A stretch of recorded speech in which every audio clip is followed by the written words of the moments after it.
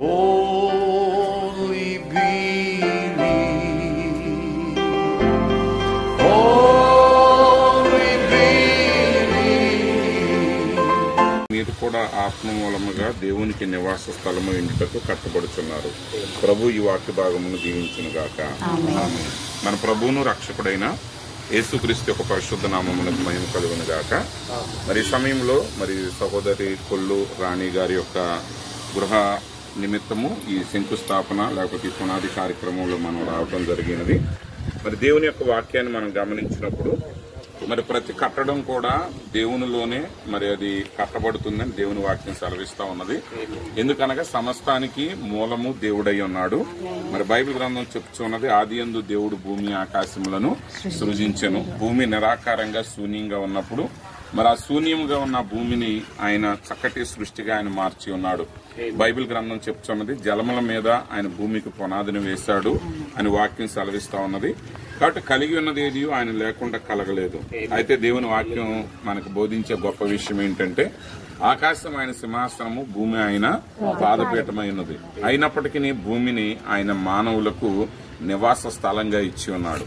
కాబట్టి ఈ భూమి మీద మానవులుగా మనం జీవిస్తున్నంత కాలం మరి నిశ్చయంగా మనకి ఈ భూమి ఒక నివాస స్థలమై ఉన్నప్పుడు ఈ భూమి మీదనే మరలా మానవుడు నివసించడానికి ఒక గృహం అవసరమైనది. మరి ఆ గృహం అనేది మానవుడు విశ్రాంతి తీసుకునే స్థలమై ఉన్నది. మానవుడు తన కుటుంబంతో సహవాసం చేసే స్థలమై ఉన్నది. అందునిమిత్తమే బైబిల్ గ్రంథం చెప్తున్నది, నేను నీ నివాస స్థలాన్ని ఆశీర్వదిస్తాను అని దేవుడు సెలవిచ్చి ఉన్నాడు. మరి నిశ్చయంగా మరి సహోదరు రాణి గారు మరి వారి కుటుంబం నిమిత్తం కట్టబడుతున్న ఈ నివాస స్థలాన్ని మరి దేవుడు ఆశీర్వదించాలని మేము ప్రేమపూర్వకంగా మరి ప్రార్థనా పూర్వకంగా ఆశీర్వదిస్తున్నాము.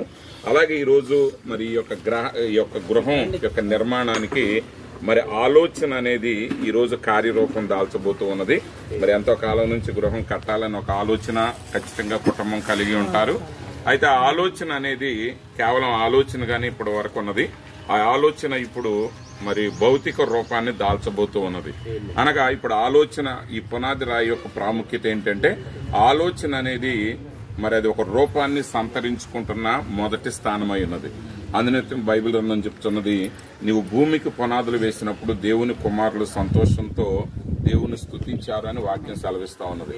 అంటే ఆయన ఆలోచన ఏదైతే కలిగి ఉన్నాడో ఆ ఆలోచన భౌతికమైన రూపాన్ని దాల్చిస్తున్నది. కాబట్టి మరి ఈ రోజు ఈ పునాది కార్యక్రమాన్ని మనం జరిగిస్తూ ఉండగా మరి భూమి ఆకాశాలు సృష్టించిన సృష్టికర్త అయిన దేవుడు ఆ ప్రభు అయిన యేసుక్రీస్తు వారి యొక్క సహాయాన్ని మరి ఈ యొక్క కార్యక్రమంలో తోడుగా ఉంచాలని నేను ప్రార్థిస్తున్నాను. అంత మాత్రమే కాదు, మరి ఈ రోజు ప్రారంభించబడిన ఈ పని మరి అది చక్కగా కట్టబడి అది ప్రతిష్ఠించబడి ఈ కుటుంబం వారు ఆ గృహంలో నివసిస్తూ దేవుని స్తుతించే వరకే ఆయన కృప సదా తోడై ఉండాలని ఆశిస్తూ ఈ మాటలు ముగిస్తున్నాను.